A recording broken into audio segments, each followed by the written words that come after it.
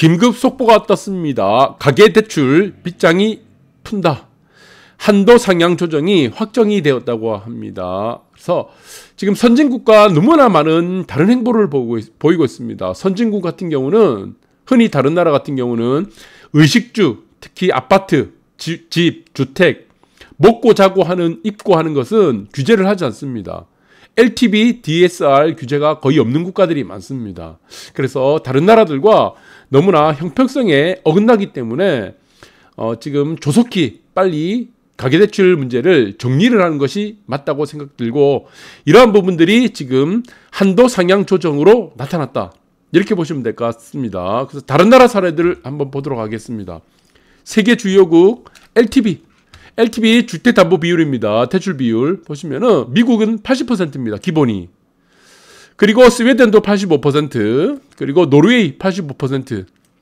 네, 지금 네덜란드 100%, 홍콩 80에서 90%, 싱가포르가 제일 낮습니다. 사실은. 그러니까 싱가포르는 지금 1주택자 그리고 처음 구매할 때와 두 번째 구매할 때가 한도가 다릅니다. 75%. 그리고 보시면은 뭐 프랑스 마찬가지죠. 저출산을 한번 겪었던 나라들이 있습니다. 프랑스라든가 뭐 핀란드, 네, 그리고 마찬가지로 뭐 캐나다, 뭐 이런 나라들은 LTV죠. LTV가 95%입니다. 후하게 쳐줍니다. 이 문제를 왜 그렇습니까? 그리고 마찬가지로 핀란드도 마찬가지겠지만 지금 뭐 뉴질랜드, 뭐 노르웨이 이런 나라들도 마찬가지죠. 인구 문제들이 거론이 되고 있는 나라들은 아예 지금 LTV가 규제를 아예 안 하는 나라들도 있습니다. 자, 이런 문제들에서 있어서 이 나라들이 선택한 이유가 있습니다. LTV 규제를 이렇게 5%만 있어도 집을 사게 해주는 이유가 있는 겁니다. 왜? 청년들 때문이죠. 청년들은 돈이 있습니까? 없습니까? 돈이 없는 게 당연한 거예요. 돈이 없는 게. 이 청년들이 돈이 있다 그런 게 자체가 이상한 겁니다.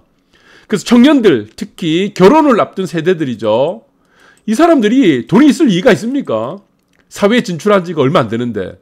그래서 이 사람들한테는 지금 95%에서 100%까지 대출을 해준다. 사실상 LTV 규제가 없다고 보시면 될 것 같아요. 그래서 이 사람들에게 과연 지금 40% LTV를 해준다 그러면은 집을 못 삽니다. 집을 못 사니까 어떻게 됩니까? 이게 이 저출산 문제가 나타나는 거죠.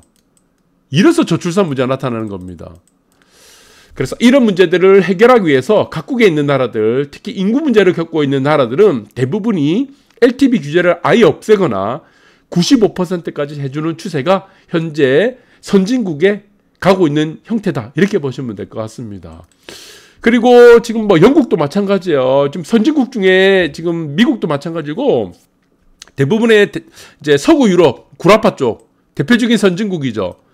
영국 같은 경우는 대출을 생애 최초 주택 구입자한테는 여기도 마찬가지로 95% 해줍니다. 왜? 청년들이죠. 청년들은 돈이 없는 게 당연하다는 겁니다. 그래서 이 사람들에게는 단 5%만 있어도 대출해 주겠다. 그럼 여러분들이 8억에서 9억 정도의 아파트를 살 때는 5%면 얼마입니까? 8억 정도면은 대충 보면은 5%면 4천만 원만 있으면 되죠. 이 아파트 살 수 있다는 겁니다. 4천만 원. 그러면은 한 달에 보통 150만 원 정도, 이렇게 한 40년 정도 끊으면은 만기 40년짜리, 40만이 아니라 40년짜리 끊게 되면은 한 달에 150만 원 정도 내고, 당연히 지금 내 집이 생기고 주거 안정이 생긴 겁니다. 주거 안정. 이 주거 안정이 생겨야지 어떻게 된다니까? 출산 문제가 해결된다는 겁니다. 출산 문제. 네. 그래서 이 선진국들이 그냥 선진국들이 아닙니다. 청년들이 돈이 없는 거를 당연시하고 있다는 겁니다. 어떻게 청년들이 5억, 10억이 하늘에서 떨어지겠습니까? 그래서 이 저출산의 문제를 이런 식으로 해결하고 있다. 여러분들 집이 없으면요, 어차피 월세 150만 원 내야 되잖아요. 150만 원. 100만 원 내지 150만 원 내야 되잖아요. 그럼 집이 없으면 또 어떻게 됩니까? 전세를 내가 살려고 해도 전세 대출 받아야 되잖아. 그 돈이에요. 결국에는 이거를 40년 정도 끊고 장기로 끊어서 부담을 낮추겠다. 그래서 의식주와 관련된 모든 대출은 규제가 없습니다. 그게 정상이죠. DSR 규제 없습니다. LTV 규제 없는 거예요. 형식적인 겁니다. 영국도 마찬가지고 지금 프랑스, 핀란드, 캐나다 95% 다 그냥 형식적인 겁니다. 사실은 LTV 규제가 없다. DSR 규제가 없다. 이렇게 보시면 될 것 같아요. 그리고 마찬가지죠. 중국 한번 볼게요. 중국. 자, 여러분들 중국 보시면은 신문기사라든가 잘 아실 거예요. 2월 20일 날 기사 나왔죠. 결정됐습니다. 2월 20일. 중국에서 2월 20일을 어떻게 해줬습니까? LTV를 80%까지 해줬습니다. 자, 기본적으로 중국 같은 경우는 70%죠. 거기서 이번에는 80%까지 대출해줬다. 이거는 금액 상관없습니다. 이거는 지역마다 좀 다릅니다. 중국 같은 경우는 뭐 여러 가지 지역들이 있습니다. 뭐 산시성도 있고 여러 가지 많죠. 베이징 그쪽도 있고 금액마다 좀 다른데 일단은 기본적으로는 보시면은 70%인데 이제 80%까지 올라갔다. 금액에 대한 규제가 없고 지역에 대한 규제는 있습니다.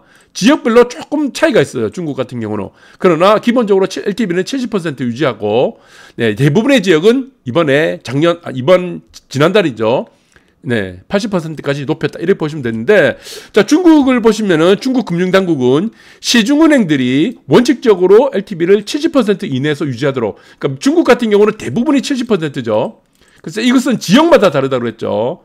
네, 금액은 큰 규제가 없습니다. 그래서 무주택자 등에 한해서 최대 80%까지 해준다.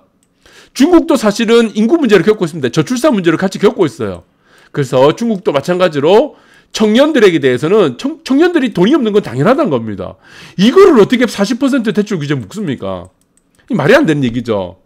그래서 여기서도 마찬가지고 중국도 70에서 80%까지 올려서 부담 없이 집을 살 수 있도록 도와주고 있다. 정부 당국이 도와주고 있다. 이렇게 보시면 될 것 같아요. 그럼 한국을 한번 보도록 하겠습니다. 한국. 네. 40%. 자, 기가 찹니다. 이 말이 뭐죠? 사지 말란 얘기입니다. 누가 사지 말합니까? 사지 말라. 네. 신혼부부. 그리고 앞으로 이제 결혼을 해야 될 이제 청년들을 집을 사지 말란 얘기입니다. 이 얘기예요. 그래서 대한민국을 망하게 하겠다는 이 정책 중에 대표적인 게 이게 LTV DSR입니다. 여러분들 LTV하고 DSR은 이게 그냥 단순한 문제가 아니에요. 이 두 정책은 대한민국을 망하게 한다는 정책, 장기적으로 봤을 때 망하게 하려고 하는 정책 중에 하나다라고 보시면 되고, 특히 9억에서 15억 이하 아파트 같은 경우는 주택입니다. 20%입니다. 20%. 9억 초과는 20%예요. 네, 이게 미치죠, 이게. 10억짜리면은 2억 대출해준다는 얘기예요. 8억을 자기 돈을 가져오라는 얘기입니다. 8억이 자기 돈을 가져올 것 같으면 왜 대출 받습니까? 8억짜리 그냥 사면 되지. 그렇게 생각할 수도 있잖아요. 말이 안 된다는 논리죠. 특히나 더욱 웃긴 거는 15억이 초과된 경우에는 LTV 자체가 아예 한 푼도 안 나온다. 네. 이거는 지금 리따라만따라 공화국이라든가, 그쪽이 있죠. 네. 아주 지금 이제 개발도상국도 아닌 그런 나라들, 말레이 공화국, 약간 그런 쪽이 있습니다. 니따라만따라 공화국이라든가 이런 곳 쪽에 있는 안드로메다권에 있는 그런 나라들도 이런 거 안 합니다. 이 무슨 후진국 정책이죠, 이게. 그러면은 여러분들 청년들이 이거 집을 살 수 있겠습니까? 그러니까 자꾸 저출산 문제가 계속 이렇게 나오게 되는 겁니다. 저출산. 그렇죠. 그래서 저는 청년들에 한해서는, 집이 필요한 사람들에 한해서는 95%까지 해주는 게 맞다고 봅니다. 어떻게? 이거 최장 40년까지 끌어줘라. 그러면은 당연히 지금 월세 내는 가격이랑 원금 이자 내는 거랑 거의 대동소이하다는 얘기입니다. 그렇게 해서 이 저출산 문제를 푸는 것이 저는 가장 합리적인 방법이다. 네, 저는 그렇게 보고 있습니다. 그리고 일본 같은 경우가 이 가장 큰 사례입니다. 지금 일본 같은 경우는 버블이 붕괴된 이유가, 여러분들은 지금 프라자 합의에 의해서 엔화 가치 절상 때문에 이 침체가 20년, 30년이 끌고 갔습니다. 그러면서 이제 부동산 버블이 터졌는데, 가장 큰 이유가 무엇입니까? 이게 총량 규제예요. 총량 규제. 대출 규제 때문에 지금 일본에 부동산 버블이 생겼습니다. 부동산 버블이라는 거는 지나와서 낸 얘기죠. 시세는 무엇이라고 했습니까? 버블인지 아닌지, 고평가인지 저평가인지 필요 없습니다. 현재가예요. 올라갔다가 한번 내려가면은 이걸 버블이라고 얘기하는 겁니다. 그냥 후행적이라는 얘기죠. 후행. 버블은 항상 후행성을 갖고 있다. 이렇게 보시면 될 것 같아요. 그래서 일본이 버블이 붕괴되면서 어떻게 됐습니까? 급락을 했죠. 이 가장 큰 이유가 총량 규제 때문인데, 이러면서 부동산 문제만 대두된 게 아닙니다. 무슨 문제까지 야기됐습니까? 이게 정재계 전부 다, 네, 정재계뿐만 아니고 사회, 그 다음에 국가 이 문제까지 다 번지게 된 겁니다. 그래서 30년 동안, 40년 동안 잃어버렸습니다. 그냥 일본이. 저성장을 하게 되고, 네, 저출산을 하게 되고, 엄청난 해고를 하게 되고, 디플레이션이 오게 되고, 저물가가 오게 되는 그런 악순환들이 계속 반복됐다. 그래서 일본의 가장 큰 문제는, 잃어버린 30년, 40년의 가장 큰 문제는 총량 규제다. 대출 규제 때문에. 그래서 이 사건을 보고 나서 모든 국가들은 부동산, 특히 의식주와 관련된 부동산에 대해서는 대출 규제를 하지 않는다는 겁니다. LTV와 DSR 규제를 형식적으로만 하지 대출 규제란 것은 없습니다. 지금까지. 네, 그렇게 보시면 될 것 같아요. 중국도 하지 않습니다. 러시아도 하지 않아요. 어떤 나라도 안 합니다. 네. 그래서 지금 이제 돈 이제 갖다 쓰라. 그래서 은행 문이 활짝 열렸다고 지금 공식적으로 지금 발표를 했습니다.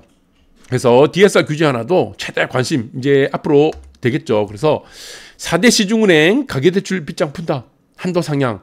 이 얘기는 뭡니까? 결국에는 자유입니다. 자유. 예, 자유죠. 자유. 이거 뭐 자유론도 있고, 자유론 같은 경우는 여러분들이 그냥 뭐 아시겠지만, 네. 존 스튜어트 밀 같은 경우는 자유론이죠. 자유주의, 시초죠. 네. 자유주의의 시초고, 신자유주의도 있죠. 신자유주의. 신자유주의 같은 경우는 하이에크. 예. 예, 글자가 신자유주의 같은 경우는 하이에크죠. 그래서 하이에크라는 이런 사람들이 신자유주의고 마찬가지입니다. 밀도 마찬가지죠. 존 스튜어트 밀 같은 것도 모든 것을 자유에 맡기면 된다는 겁니다. 자유에 맡기면은. 규제를 하면 할수록 어떻게 된다는 겁니까? 규제를 하면 할수록 사회와 국가는 퇴보된다는 겁니다. 그래서 민주주의는 자유가 반드시 있어야 된다. 그래서 짜장면 모든 사람들이 10명 중국집에 갔는데 10명이 다 짜장면 중국 주방장은 짜장면 아니면 짬뽕 둘 중에 하나를 시켜야 된다 그러면은 다수결의 원칙에 의해서 7명이 짜장을 시키고 짜장 알레르기가 있는 3명은 짬뽕을 시켰으면은 결국엔 다수결의 원칙에 의해서 짜장을 10명을 다 먹어야 되죠. 어떻게 되겠습니까? 소수가 피해를 입게 된다는 겁니다. 그래서 자유는 반드시 무엇과 함께 연결돼야 됩니까? 민주주의와 연결돼야 됩니다. 민주주의는 소수가 약자들에게 엄청난 피해를 줄 수 있기 때문에 짜장면을 못 먹는 이 소수들이 결국에는 짜장면을 먹어야 되는 이 상황들이기 때문에 그래서 모든 것을 무엇에 맡기게 된다는 겁니까? 무엇을 맡게 됩니까? 대출도 물론 마찬가지입니다. 모든 것을 자유에 맡기자는 겁니다. 자유, 개인의 자유. 그러한 자유에 따른 책임을 지자는 겁니다. 그래서 4대 시중은행도 대출 푼다. 그래서 이러한 영향들은 어떻게 나타나겠습니까? 결국에는 가장 먼저 영향을 보이는 것은 지금 재건축입니다. 왜 그렇습니까? 지금 70년대, 80년대에 지어진 재건축 단지죠. 입지가 사실 가장 좋은 곳에 지금 재건축 단지들이 있습니다. 결국에는 입지란 얘기죠. 입지. 네, 그래서 지금 재건축 단지라는 우리가 규제 완화도 있지만 사실 지금 가장 입지가 좋은 곳에 있는 아파트들은 70년대, 80년대에 지어진 아파트들입니다. 그래서 이런 부분들이 가장 먼저 민감하게 움직이는 것들이 재건축 단지들이 움직이고 거기에 따라서 급매물이 소진된다. 반응을 가장 먼저 보인다고 보시면 될 것 같아요. 그래서 가장 큰 문제는 무엇이냐? 저는 그렇게 봅니다. 지금 특히 청년들, 신혼부부들이라든가 결혼을 앞둔 세대들에 대해서는 더 이상 앞으로는 대출이라는 문제를 가지고 그 사람들 힘들게 하지 말자. 저는 그것이 오늘의 요지다. 이렇게 보시면 될 것 같습니다. 감사합니다.